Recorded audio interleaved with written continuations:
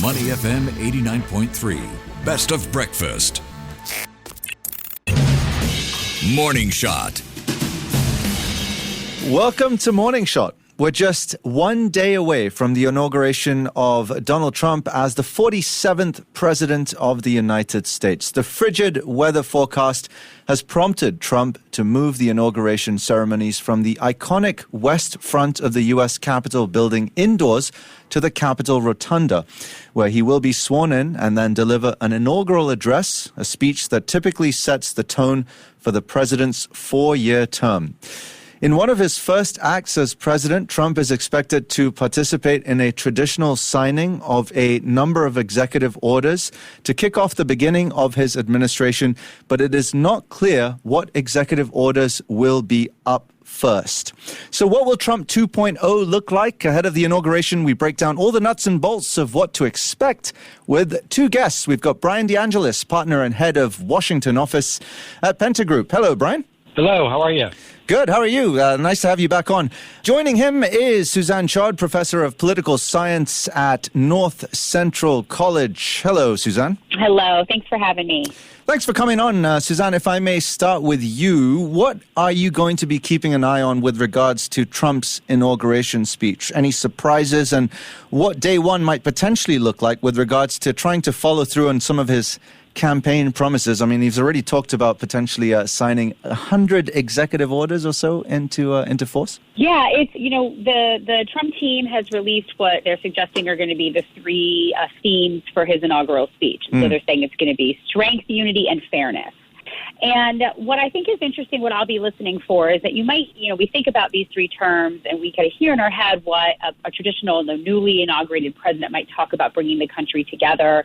But I think what I'm expecting to see or hear in these three themes is not necessarily about everyone coming together across the country and trying to bridge divides and differences, but more about him uniting his supporters, rallying his supporters, and sort of talking about the egregious things under the Biden administration that he feels need to be undone or need to be righted. And so in a way, I'm thinking in his acceptance speech at the Republican National Convention, which was supposed to be a unifying speech and turned more into blaming and the like, I think I'm expecting to hear a little bit more of that kind of tone tomorrow, and it wouldn't be out of character, out of pocket for him, which to the point you were mentioning about what we're expecting maybe the first hours with his executive orders, it's about undoing a lot of the things the Biden administration has done and trying as best as he can to keep promises on things like immigration, oil production, government deregulation. But we're gonna see if he can do any of those things on his own or not. Yeah, similar to how he undid a lot of the things that Obama had done when he served his first term in 2016. Bryan, let's come on to you. What do you expect in Trump's first 100 days? How realistic might it be for him to follow through on some of his more aggressive campaign promises? I'm talking about areas like foreign policy, economic reform, immigration. On the immigration front, apparently reports of an immigration enforcement blitz in Chicago to deport illegal immigrants. I'm not sure how true that is, if you can comment. Yeah, I expect it to be a pretty chaotic first 100 days, as is most things under President Trump. He set out not only a pretty ambitious agenda, but it is tackling some big issues that American government from both sides of the aisle have struggled to deal with over the last 10, 20 years. We're talking about immigration, but also his rhetoric about tariffs. He's got big, domestic goals around tax reform and other issues. And we've seen over the last few weeks a Republican Congress that is already starting to falter and fight among itself on some of these issues. So, yeah, he campaigned a lot on rounding up all the illegal immigrants and sending them back over the border within the first, couple of days of his administration. We heard about the ICE raids in Chicago and elsewhere. They're already starting to walk that back. I think this is going to be a lot more complicated than just what they're able to say at their rallies all summer long. Yeah, Suzanne, you're a professor of political science, so let's take a poli-sci perspective on this question. What are the primary challenges you think President Trump will face in the first few months of his presidency? Yeah, I mean, Bryan hit it on the head. I think the theoretical underpinning of what he's talking about is that while we tend to think that the president has a lot of authority to do things on his own, and of course, candidate Trump talked like he alone could do all of the things, including like lowering the cost of eggs on day one and things like that. But the reality is that the checks and balances are in place for a reason, and there's a lot that President Trump cannot do on his own that he has suggested he can. And so I think that's going to be the primary challenge for him, is that he said that he wants these ICE raids, that he's going to come into my next door city, into Chicago, for example, that he wants to try to take the 11 undocumented people in the United States and have them sent back to from where they came, as he talks about it, talking about ending birthright citizenship, which cannot be done with an executive order, the deregulation, some of the drilling and other efforts that are not regulatory by the executive branch. He has to have Congress pass these pieces of legislation and can only afford to lose 2 votes in the House, and they're not filibuster-proof in the Senate. So I think what we're going to see quite quickly, and as Bryan suggested, he's rolling back some of these promises because they were never realistic in the first place. Yeah, so Trump is also, I guess, going to face some friction potentially with the GOP. Bryan, will we see a more cooperative relationship between the White House and Republican lawmakers? Do you expect friction as Trump pursues his agenda? I expect friction to develop and metastasize over time. I do think they will be very cooperative in his first few months. Tax reform, in particular, is an important issue for the entire Republican Party. It was probably the signature achievement under President Trump in his first term. It was something at that point Mitch McConnell and other Republican leaders led. I think you'll see Mike Johnson, the new Senate Majority Leader, soon try to be on the same page with Trump and move that forward. It's a big agenda item for all of them. That's a lot to tackle in and of its own. And as Suzanne mentions, as we get through that, as other issues like immigration that Congress needs to deal with, and Trump, doesn't have full authority with just his executive orders on, as some of the tariffs, foreign policy, and economic issues come up, I think you'll start to see the Republican majorities waver a little bit, especially because of those really tight majorities she mentioned. There's only 2 votes to give up in the House, and at any point, it could be a sickness, it could be a retirement, it could be a good job opportunity. Those 2 votes could disappear, and you could see Democrats take back the House. So it's going to be a pretty tough legislative front, I think, as we get deeper into the administration.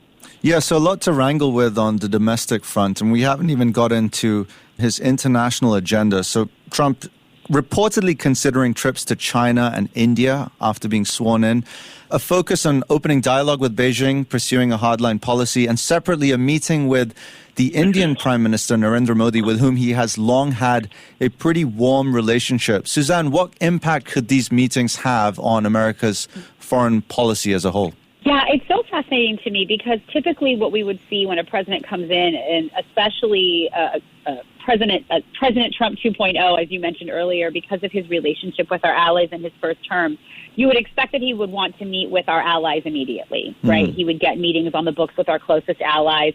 But what he's done instead is talking about meeting with Xi Jinping, and as you said, potentially meeting with Modi. And I think what this says is a couple of things. One is that Trump has repeatedly touted his really close relationship with President Xi. And so I think it's sort of a power move to say, I'm going to go to Beijing. This is the first person I'm going to talk to. And those 60% tariffs that I've been saying I'm going to impose on all Chinese goods, I'm going to go and I'm going to put his feet to the fire on that. And what we're going to find is it's a non-starter. That isn't something that he can do alone, President Trump can do alone, nor is it something that Congress is going to get behind because of the economic ramifications for the U.S. And then similarly, I think what Trump is doing with either going to India or he's reportedly invited Modi perhaps to the White House is again to sort of this discussion about the trade war that we're getting. The U.S. is getting fleeced by other nations, and so he's going to take him to task and say that can't happen anymore. But the signal it sends is that it's more about dealing with those 2 leaders and not about strengthening our allyships across the world. Now, while he's having to deal with those friendships and those allies, he's also having to deal with a newly released report that suggests special counsel Jack Smith and his team believe they could have secured a conviction against Mr. Trump over his attempt to subvert the 2020 election. And they've detailed the president-elect's, quote, criminal efforts to retain power. Now, if this report is released, Suzanne, could it mean that Trump may lose certain rights? Yeah, I mean, the best euphemism I can use is that the ship has sailed on that one now. You know, the Office of Legal Counsel has concluded decades ago that a sitting president can't be indicted or tried for crimes. And so that's why, you know, even as a convicted felon in the cases in other other cases across the country, that those have been, you know, discharged for the most part, even with no penalty, even though he was found guilty. And so if this report, the full report gets released and we see the totality of it, it's not going to do anything to change the fact that most of the people who voted for him, if not all, don't believe anything that's in it in the first place. And as long as he sits in the Oval Office and is president of the United States, he cannot be indicted or tried for crimes. And so we elected a convicted felon, and this is what we get. Well, this leads me to my follow-up question. The New York Times has put out an article titled "A List of Those Who Could Be in Line for Trump's Retribution."